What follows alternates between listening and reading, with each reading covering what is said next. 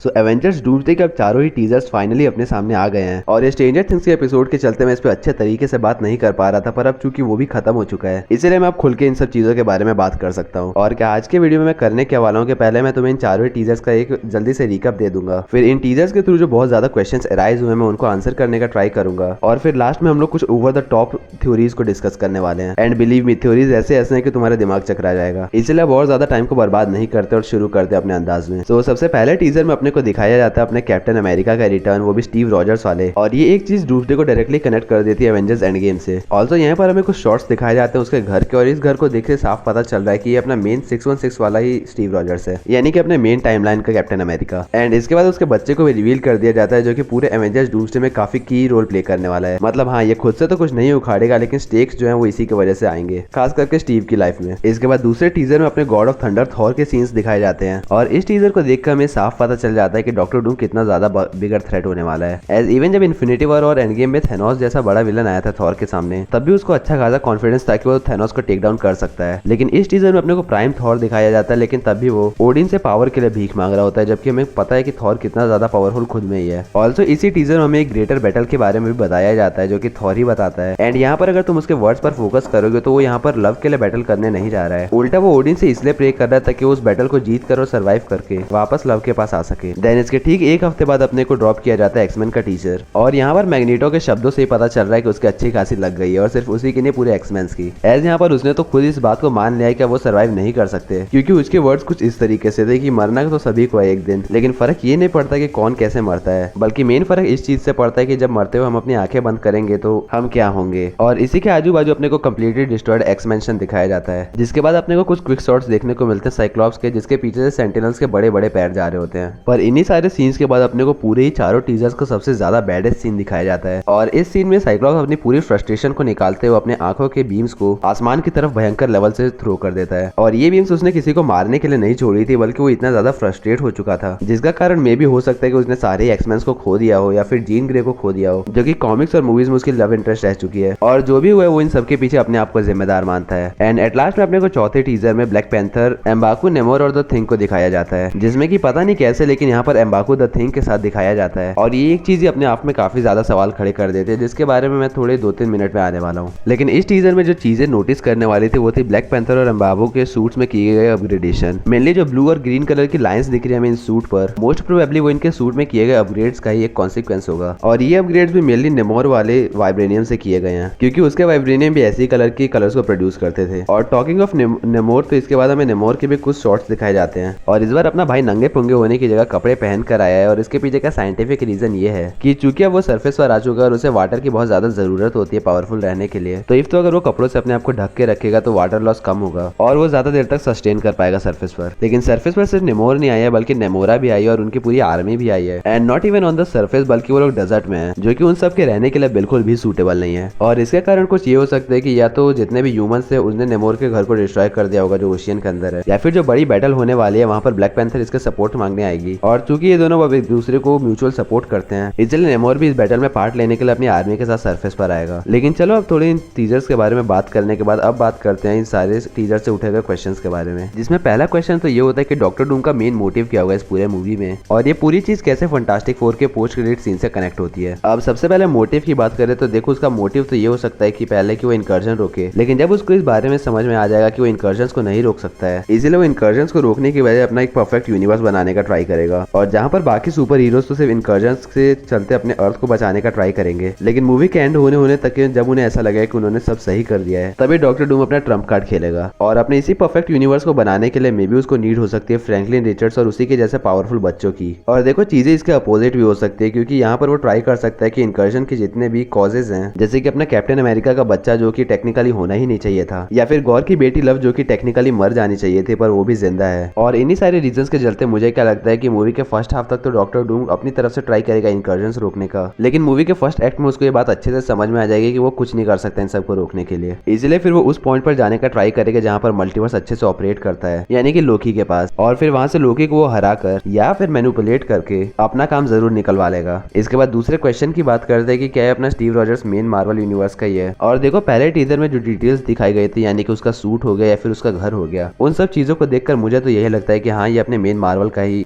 Main Marvel universe का ही captain America है। फिर तीसरा क्वेश्चन ये है कि क्या थॉर मारा जाएगा इस मूवी में, और पर्सनली देखो मुझे लगता है कि हाँ थॉर मारा जाएगा, लेकिन मरने के बाद वो वेलहला पहुंचेगा जहाँ फिर ओडिन उसको गाइड करेगा ओडिन फोर्स को अच्छे से यूज करने में और रून पावर्स को हासिल करने में, जिसके बाद सीक्रेट वॉर्स में अपने को proper doctor doom versus rune king Thor की बैटल देखने को मिल सकती है। फिर चौथे क्वेश्चन पर आए कि क्या डॉक्टर डूम इस पूरी मूवी में बच्चों के पीछे पड़ने वाला है जैसे कि अपना गौर पड़ा था। तो देखो ऐसा हो भी सकता है और नहीं भी हो सकता है, लेकिन इसके नहीं होने के चांसेस ज्यादा है, क्योंकि अगर एक फ्रैंकलिन रिचर्ड्स को छोड़ दे तो हमें किसी भी बच्चे से डायरेक्टली डॉक्टर डूम का कनेक्शन नहीं दिखाया गया है। और इवन जो हमें सेकंड टीजर में लव थोड़ी वीक भी दिखाई गई थी, उसके पीछे का कारण डॉक्टर डूम नहीं बल्कि इनकर्जन्स हो सकते हैं, क्योंकि देखो इटर्निटी जो है वो डायरेक्ट रिप्रेजेंटेशन है यूनिवर्सेस का, और चूंकि यूनिवर्सेस अब डायरेक्टली डिस्ट्रॉय होने लगे इनकर्जन्स की वजह से, इसलिए इटर्निटी भी वीक हो जाएगी। और चूंकि अब लव को उसकी लाइफ इटर्निटी से ही मिली है एंड वो भी इनडायरेक्टली उसी की पार्ट है, इसलिए इसके चलते वो भी वीक हो जाएगी। एंड जैसा कि मैंने तुम्हें पहले बताया कि थॉर जो है वो यहाँ पर लव के पास वापस आने की बात कर रहा है, ना कि लव को बचाने के लिए जा रहा है, इसलिए इस चीज के चांसेस काफी ज्यादा कम है कि डॉक्टर डूम लव को कुछ करेगा या फिर किसी और बच्चे के पीछे होगा। लेकिन जैसा कि मैंने कहा कि ऐसा हो भी सकता है, तो उसके पीछे का भी एक रीजन है, और वो रीजन ये है कि डॉक्टर डूम इन सारे पावरफुल बच्चों की पावर्स का यूज करके इजिली लोकी को हरा सकता है, खास करके उस तक इजिली पहुंच सकता है। एंड नॉट इवन दैट, बल्कि अगर वो लोकी की पावर्स को छीन भी लेता है उससे किसी तरीके से, तो फिर वो खुद में इतना ज्यादा पावरफुल नहीं है कि वो उसकी पूरी पावर्स को खुद से कंट्रोल कर पाए, जैसा कि कॉमिक्स में बियॉन्डर्स के साथ वाला केस था। इसलिए यहाँ पर वो इन बच्चों का यूज करके एज अ वेसल उनके अंदर लोकी की पावर्स को स्टोर कर सकता है, और उनके थ्रू वो लोकी की पावर्स को यूज कर सकता है अपने मोटिव को फुलफिल करने के लिए। इसके बाद अगले क्वेश्चन की तरफ बढ़े कि पूरी ये जेवियर मेंशन का हालत ऐसा किसने किया है, मतलब कि इन सारी चीजों को इतनी गंदे तरीके से किसने डिस्ट्रॉय किया है। तो आई थिंक इसके पीछे मेन कल्प्रिट जो है वो डॉक्टर डूम ही है, लेकिन उसने इनडायरेक्टली जितने भी सेंटिनल्स उन सबको कंट्रोल किया और उनके थ्रू उसने जेवियर मेंशन को डिस्ट्रॉय किया है। लेकिन भाई डॉक्टर डूम को आखिर एक्समैन से क्या लेना देना। और देखो यहाँ पर मुझे क्या लगता है कि यहाँ पर भी डॉक्टर डूम या तो किसी बच्चे को ले जाने के लिए आया होगा, लाइक जीन ग्रे और स्कॉट समर्स यानी कि अपने साइक्लॉप्स का बेटी, या फिर यहाँ पर वो मोनिका रैम्ब्यू को मारने के लिए आया होगा जो कि द मार्वल्स की एंडिंग में इस यूनिवर्स में स्टक हो गई थी, और इन दोनों ही केसेस में उसको सामना करना पड़ता है एक्समैन से। इसलिए डायरेक्टली उन सबसे लड़ने के बजाय उसने सेंटिनल्स को काबू करना ज्यादा इजी समझा, और फिर पूरी जेवियर मेंशन की हालत भी सेंटिनल्स ने की है। ऑल्सो देखो यहाँ पर हो सकता है कि मे बी इस टाइम तक यानी कि मूवी में जो सीन्स दिखाए जाएंगे उस टाइम तक मोस्ट ऑफ द एक्समैन मारे जा चुके हों, जिससे कि स्क्रीन पर इम्पैक्ट हैवी फील होगा। और अब अपन लास्ट क्वेश्चन पर आते हैं कि यहाँ पर द थिंग जो है वो अपने मेन मार्वल के यूनिवर्स में क्या कर रहा है, और ये पूरी चीज जो है वो थंडरबोल्ट्स के पोस्ट क्रेडिट सीन से कैसे कनेक्ट होगी। अब इन सारी चीजों के पीछे मुझे क्या लगता है कि किसी वजह से इनकर्जन्स के थ्रू फंटास्टिक फोर का मेन यूनिवर्स डिस्ट्रॉय हो जाएगा, जिसके बाद वो लोग इनकर्जन को सर्वाइव करते हुए अपने यूनिवर्स में पहुंचेंगे, और यहाँ पर फिर वो लोग दो टीम में स्प्लिट हो जाएंगे, जिसमें पहली टीम जिसमें होंगे मिस्टर और मिसेज रिचर्ड, वो लोग जाएंगे थंडरबोल्ट्स के पास में, और दूसरी टीम जिसमें होंगे अपने जॉनी स्टॉर्म और द थिंग, वो लोग अपने द न्यू एवेंजर्स के पास जाएंगे, यानी कि अपने सैम विल्सन का कैप्टन अमेरिका या फिर शूरी के ब्लैक पैंथर, जहाँ पर ना कि वो डॉक्टर डूम के बारे में उन सबको बताएंगे बल्कि वो लोग इन्हें इनकर्जन्स के बारे में भी बताएंगे, और ये सारा कांड जो है वो मूवी के फर्स्ट एक्ट में ही एस्टैब्लिश कर दिया जाएगा। अब देखो आई नो कि मैंने काफी ज्यादा क्वेश्चंस को नहीं लिया है और वीडियो ऑलरेडी इतनी ज्यादा लंबी हो चुकी है, इसलिए आज के लिए हम यहीं पे रैप अप करते हैं। लेकिन आई प्रॉमिस कि अगले कुछ आने वाले वीडियोस में ना कि मैं सारे क्वेश्चंस को कवर करूंगा बल्कि इन थ्योरीज पर भी एक लॉन्ग वीडियो जरूर बनाऊंगा। इसलिए अगर तुम्हारे पास अपने कोई पर्सनल थ्योरी हो या फिर जो तुमने इंटरनेट से सुनी हो वो कमेंट में बता दो, या फिर कोई क्वेश्चन हो दिमाग में तो उसे भी बेझिझक कमेंट कर देना। बाकी इन चारों टीजर्स का सेपरेट